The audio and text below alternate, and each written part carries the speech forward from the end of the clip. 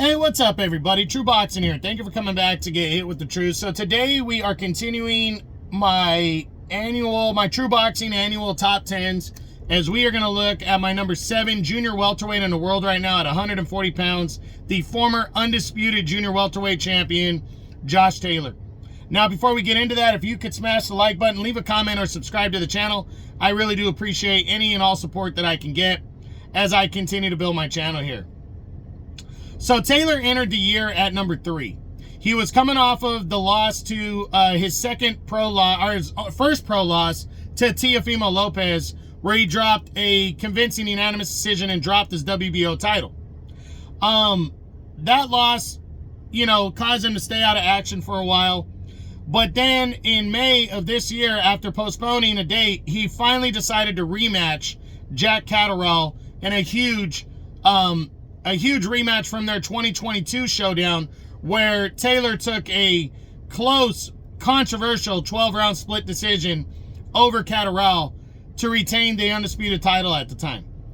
After a couple years of lobbying, they finally would rematch. And in May, they went at it in the main event of a DAZN card. And after 12 rounds of close, competitive action, Catterall would take a 12-round unanimous decision. Now, personally, I had the fight a draw, but it was close, and there was a lot of close rounds. And it was a chess match type fight, but they also both landed some really good shots.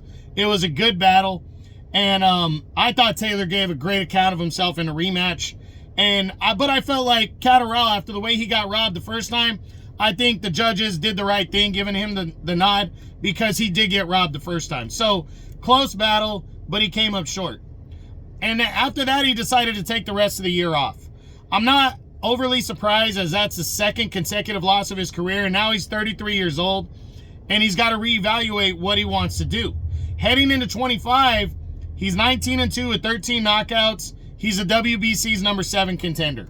Now, we know that he's flirted with moving up to 147 before.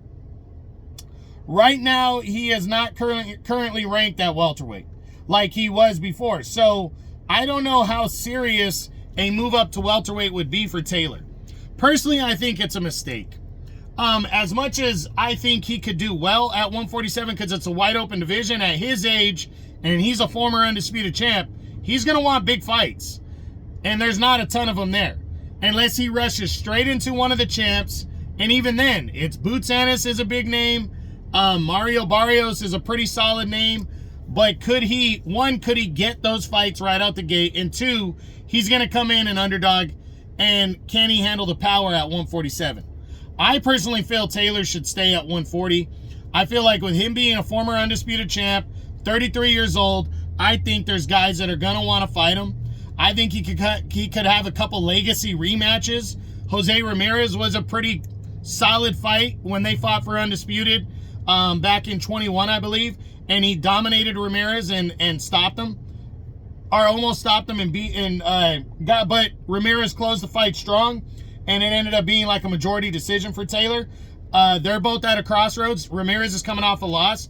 Regis Prograis in a rematch. He's coming off 2 losses in a row, but he's still competitive. So a crossroads fight here, Prograis would want to try to avenge that loss. That would be good. And then other guys, there's not a lot of huge names on the rise that make sense, but if he wanted to take a shot, I think there are a couple fighters that would probably fight him out there. And so I think he should reevaluate. If he wants to shake out the loss and take on kind of a so-so opponent, maybe he could do that first. But I really think he should stay at 140 and keep competing here, because I think he's good enough.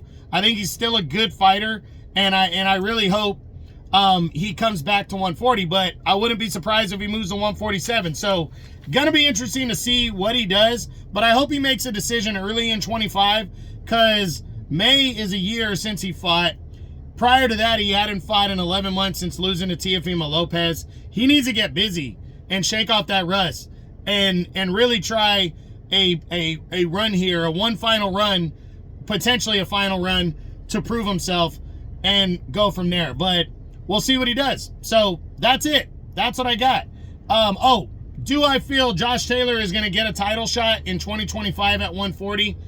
I'm leaning towards the no, but because he's got a good size name and he's a good fighter, I would not be surprised if he got an opportunity against somebody. Who that is, I don't know. The WBA seems locked up, at least for the first half of the year. Not sure if he would want to fight the winner of Russell and Valenzuela. The WBO seems locked up for the whole year. So that leaves the WBC with Devin Haney, Alberto Puello, and Sandor Martin. There's a little mixture there. And then the IBF, where Richardson Hitchens is a top contender. Does he want to take a chance against any of those guys? We'll see. So I'm leaning towards the less likely, but I wouldn't be surprised because of his name. So that's it. That's what I got. That is my number 7 junior welterweight in the world right now at 140 pounds. The former undisputed junior welterweight champion, Josh Taylor. I hope you enjoyed the video. If you did, smash the like button, leave a comment, or subscribe to the channel. This is True Boxing. You've been hit with the truth.